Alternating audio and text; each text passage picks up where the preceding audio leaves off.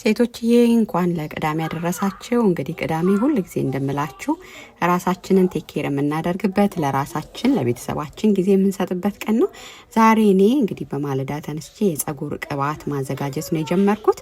እንግዲህ የጸጉር ቅባት ለማዘጋጀት ቅርንፉድ፣ ጥቁር አዝሙድ፣ አብሽ እንዲሁም ደግሞ ዝንጅብል፣ ትንሽ ነጭ ሽንኩርትና ቀይ ሽንኩርትና ሮዝመሪ ደግሞ ያው የደረቀ ቤት ያለኝን እንደተጠቀማለሁ ማለት ነው። ሁሉም ለጸጉር በጣም ተስማሚ ሆኑ ለጸጉር እድገት እንዳይበጣጠስ የሚጠቅሙ ናቸው። ለኦይልነት ደግሞ መጠቀመው ኮኮናት ኦይል እና የኦሊቭ ኦይል እንዲሁም ደግሞ ትንሽ አቮካዶ ኦይል እጠቀማለሁ። እንዲሁም ደግሞ ቫይታሚን ኢ ካላችሁ ቫይታሚን ኢ ለፊታችንም ለጸጉራችንም በጣም ቆንጆ ነው። ስለዚህ እነዚህን ኦይሎች አንድ ላይ አቀላቅዬ ነው የምሰራው ማለት ነው። እንግዲህ በውድ ዋጋ ከውጪ ከምንገዛቸው ቅባቶች በላይ እነዚህ ቅባቶች ቤት ውስጥ የምንሰራቸው ቅባቶች ጸጉራችንን ትሪት ለማድረግ በጣም ይጠቅሙናል። እያንዳንዱ ኢንግሪዲየንት የራሱ ጠቀሜታዎች አሉት።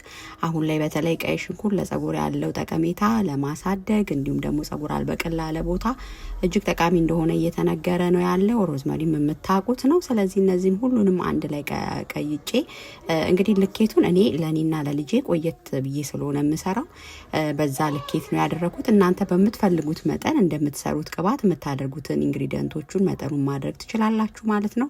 በጣም ቀላል ነው። ትንሽ ደቂቃዎች ነው በቃ ቤት ውስጥ ያለንን ነገር ቀላቅለን የምንጠቀመው። እዚህ ጋር እኔ የተጠቀምኩትን ሁሉ መጠቀም ላይ ይጠበቅባችሁ ይችላል። ያላችሁም ቤት ውስጥ ያለውን ነገር መጠቀም ነው።